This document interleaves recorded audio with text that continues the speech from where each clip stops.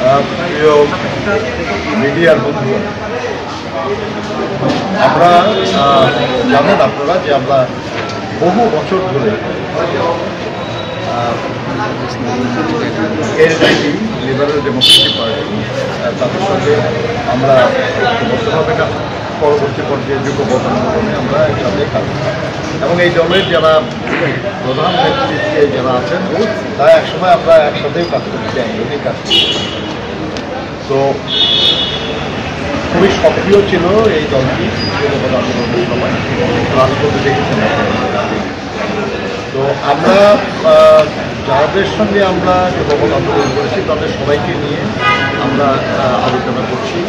আমাদের রিয়াজের মধ্যে দুটা ভাগ আছে, আপনারা জানেন যে এর আগে একদিন দুটা জোট এবং প্রধানমন্ত্রী সহ আমরা কথা বলেছিলাম, আপনাদের সামনে এসেছিলাম এবং অন্যদিকে আমি খুশু মহম্মদের বিষয়গুলো সহ তারা আরও কিছু জোটের সঙ্গে দলের সঙ্গে কথা বলছে, তারা আপনাদের সঙ্গে কথা বলছে। আজকে আমি আমাদের যে আমি সেলিমা রহমান, আব্দুল মিন্টু সাহেব এবং সাজান সাহেব, আমরা যে এই টিমটা যাদের সঙ্গে আমরা ডিল করি তার মধ্যে এনডিপিটা শুধু বাকি ছিল, ওনারা অন্য প্রোগ্রাম ছিল সেদিন জন্য। তো আজকে আমাদের মিন্টু সাহেব যে দলমে আছেন, সেলিমা জামাল শরীফও আমাদের একজন এবং সাজান সাহেব এই জন্য আজকে ওনারা কেউ উপস্থিত নেই। কিন্তু আমাদের এই প্রত্যেকটা মিটিংয়ে আমাদের দলের মহাসচিব মির্জা ফখরুল ইসলাম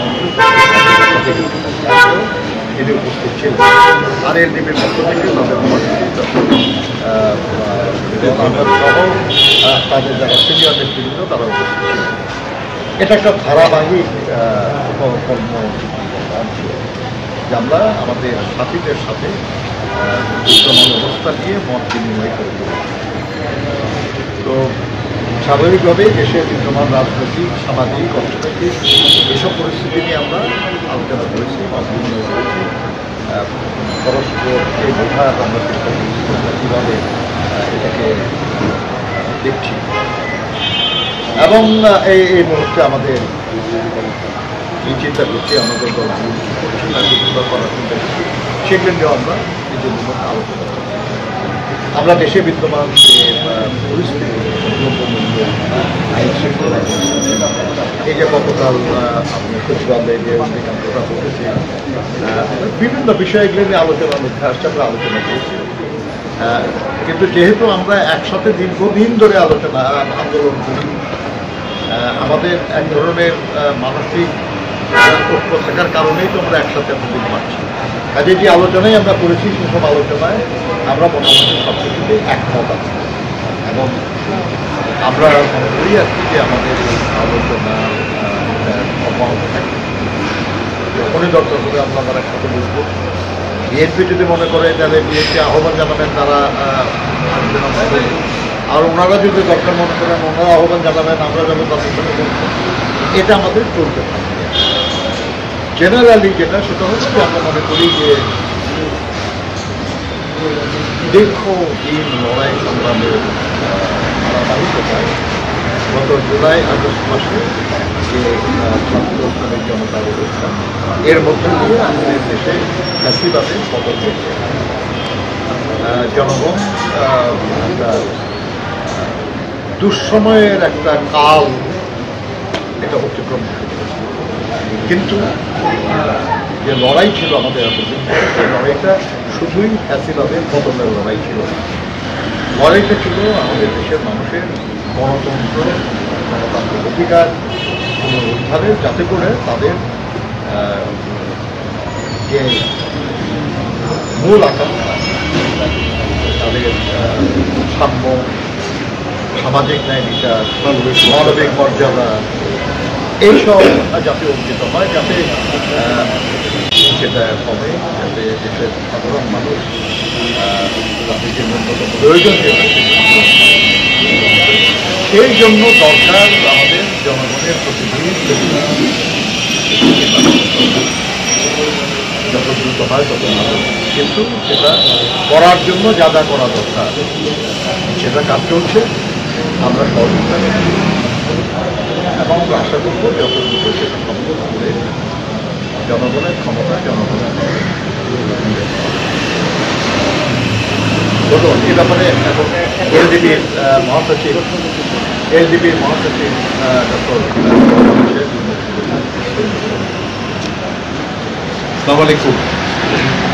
বিজয়ের মাসে আমরা আজকের এই রিয়াজু কমিটির বৈঠকে বিএনপির মহাসচিব মির্জা ফখরুল ইসলাম আলমগীর এবং নজরুল ভাই সহ আমার দলের স্থানীয় কমিটির মেম্বার এবং অন্যান্য সদস্যদেরকে নিয়ে বিশদ আলোচনা হয়েছে এবং আলোচনার বিষয়বস্তু সম্পর্কে নজরুল ভাই আপনাদেরকে অবহিত করেছেন।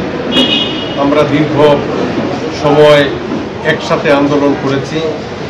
দেশনেত্রী বেগম খালেদা জিয়া 2012 সালে যখন বিএনপির নেতৃত্বে জোট গঠন করেন, সেই জোট এবং পরবর্তী সময়ে যুবপথ আন্দোলনে আমরা বিএনপির প্রতিটা প্রোগ্রামের সাথে একাত্মতা ঘোষণা করে আন্দোলনের সংগ্রামে আমরা সবসময় অংশগ্রহণ করেছি এবং এখনও সেই যুবপথের দ্বারা অক্ষুণ্ণ রেখেছি। আমরা বিএনপির ডাকে এবং আমাদের ডাকে বিএনপি যে কোনো সময় যে কোনো প্রোগ্রামে যে কোনো প্রয়োজনে আমরা সাড়া দিচ্ছি দেব এবং যেই জন্য আমরা দীর্ঘ সময় আন্দোলন করেছি, এই আন্দোলনের একটি চূড়ান্ত পর্যায়ে পৌঁছার প্রাককালে এই দেশের ছাত্র শ্রমিক জনতা যে আন্দোলন করেছে, এই আন্দোলনের ভিত্তি আমরা আমাদের আন্দোলনের মাধ্যমে দীর্ঘদিনে সৃষ্টি করেছিলাম। তো সেই আন্দোলনের মাধ্যমে আজকে স্বৈরাচার পতনের পরে আমাদের যেই উদ্যোগগুলো দেশে রাষ্ট্র কাঠামো গঠনের জন্য প্রয়োজন, সেই জন্য সামগ্রিকভাবে বিএনপির নেতৃত্বে আমরা তাদের সকল পদক্ষেপকে সমর্থন দিয়ে এই দেশে রাষ্ট্র কাঠামো পুনর্গঠনের জন্য যে উদ্যোগ বিএনপির পক্ষ থেকে গ্রহণ করা হয়েছে, সেগুলো আমরা বাস্তবায়নের জন্য তাদেরকে সর্বাত্মক সহযোগিতা দেব এবং তাদের পাশে থাকব। আজকে আমি একজন মুক্তিযোদ্ধা হিসাবে, বীর মুক্তিযোদ্ধা হিসাবে এই ডিসেম্বর মাসে তাদের সাথে আলোচনা করতে পেরে আমি অত্যন্ত আনন্দিত এবং আলোচনা ফলপ্রসূ হয়েছে।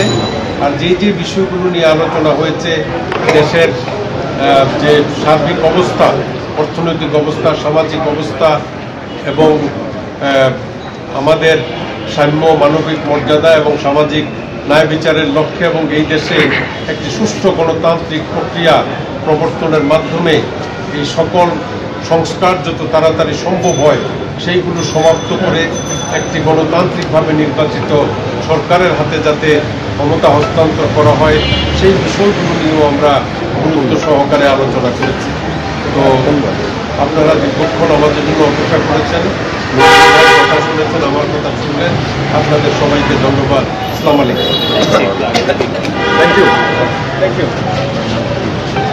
Thank you.